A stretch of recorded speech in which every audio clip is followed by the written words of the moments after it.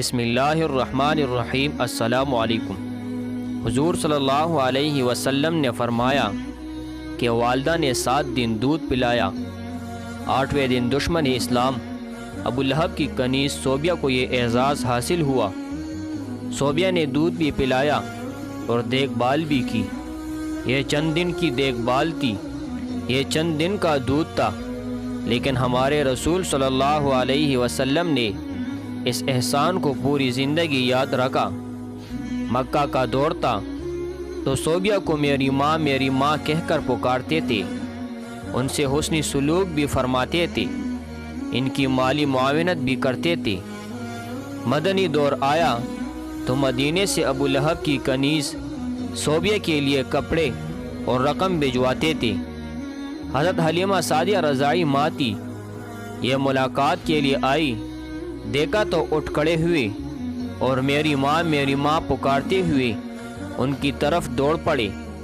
وہ قریب آئے تو اپنے سر سے وہ چادر اتار کر زمین پر بچھا دی جسے ہم کائنات کی قیمتی ترین متاع سمجھتے ہیں۔ اپنی رضاعی ماں کو اس پر بٹھایا، غور سے ان کی بات سنی اور ان کی تمام حاجتیں پوری فرما دی۔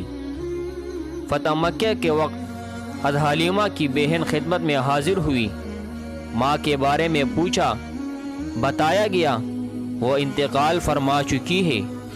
رسول اللہ صلی اللہ علیہ وسلم کی آنکھوں میں آنسو آ گئے، روتے جاتے تھے اور حضرت حلیمہ کو یاد کرتے جاتے تھے۔ رضاعی خالہ کو لباس، سواری اور 100 درہم عنایت کیے۔ رضاعی بہن شیمہ غزوہ حنین کی قیدیوں میں شریک تھی، پتہ چلا تو انہیں بلایا، اپنی چادر پر بچھا کر بٹھایا، اپنے ہاں قیام کی دعوت دی۔ حضرت شیمہ نے اپنی قبیلے میں واپس جانے کی خواہش ظاہر کی۔ رضاعی بہن کو غلام، لونڈی اور بکریاں دے کر رخصت کر دیا۔ یہ بات ازاں اسلام لے آئی۔ 13 جنگ بدر کے قیدیوں میں پڑھے لکھے کفار بھی شامل تھے۔ ان کافروں کو مسلمانوں کو پڑھانے لکھانے اور سکھانے کے عوض رہا کیا گیا۔ حضرت زید بن ثابت رضی اللہ تعالی عنہ کو عبرانی سیکھنے کا حکم دیا۔ آپ رضی اللہ تعالی عنہ نے عبرانی زبان سیکھی اور یہ اس زبان میں یہودیوں سے خط و کتابت کرتے رہے۔ کافروں کا ایک شاعر تھا، سہیل ابن عمر، یہ رسول اللہ صلی اللہ علیہ وسلم کے خلاف اشتعال انگیز تقریریں بھی کرتا تھا اور توہین آمیز شعر بھی کہتا تھا۔ یہ جنگ بدر میں گرفتار ہوا۔ سہل بن عمر کو بارگاہ رسالت میں پیش کیا گیا۔ حضرت عمر رضی اللہ تعالیٰ عنہ نے تجویز دی، میں اس کے 2 نچلے دانت نکال دیتا ہوں، اس کے بعد شعر نہیں پڑھ سکے گا۔ تڑپ کر فرمایا، میں اگر اس کے اعضاء بگاڑوں گا تو اللہ میرے اعضاء بگاڑ دے گا۔ سہل بن عمر نے نرمی کا دریا بہتے دیکھا تو عرض کیا، مجھے فدیہ کے بغیر رہا کر دیا جائے گا۔ اس سے پوچھا گیا کیوں؟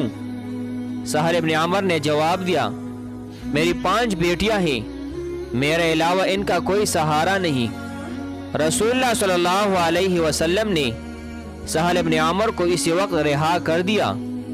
یہاں آپ یہ بھی ذہن میں رکھیے، سہل بن عمر شاعر بھی تھا اور گستاخ رسول بھی، لیکن رحمت اللہ عالمین کی غیرت نے گوارا نہ کیا۔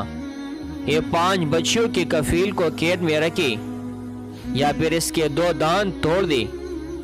غزوہ خندق کا واقعہ ملاحظہ کیجیے۔ عمر بن عبدود مشرک بھی تھا، ظالم بھی اور کفار کی طرف سے مدینہ پر حملہ آور بھی۔ جنگ کے دوران عمر بن عبدود مارا گیا، اس کی لاش تڑپ کر خندق میں گر گئی۔ کفار اس کی لاش نکالنے چاہتے تھے لیکن انہیں خطرہ تھا، مسلمان ان پر تیر برسا دیں گے۔ کفار نے اپنا سفیر بھجوایا، سفیر نے لاش نکالنے کے عوض 10,000 دینار دینے کی پیشکش کی۔ رحمت للعالمین نے فرمایا، میں مردہ فروش نہیں ہوں، ہم لاشوں کا سودا نہیں کرتے، یہ ہمارے لیے جائز نہیں ہے۔ کفار کو عمر ابن عبدود کی لاش اٹھانے کی اجازت دے دی۔ خیبر کا قلعہ فتح ہوا تو یہودیوں کی عبادت گاہوں میں तौरात के नुस्खे पढ़े थे, तौरात के सारे नुस्खे इकट्ठे करवाए और नहायत अदब के साथ यह नुस्खे यहूदियों को पहुंचा दिए और खैबर से वापसी पर फजर की नमाज के लिए जगाने की ज़िम्मेदारी हज़रत बिलाल रज़ी अल्लाह ताला अन्हु को सौंपी गई। हज़रत बिलाल रज़ी अल्लाह ताला अन्हु की आँख लग गई। सूरज निकल आया तो काफिले की आँख खुली। रसूलुल्लाह सल्लल्लाहु अलैहि वसल्लम ने हज़रत बिलाल रज़ी अल्लाह ताला अन्हु से फरमाया, बिलाल आपने ये क्या किया?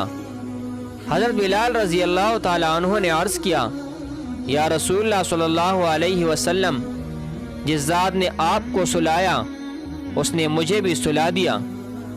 तबस्सुम फरमाया और हुक्म दिया, तुम आज़ान दो। आज़ान दी गई।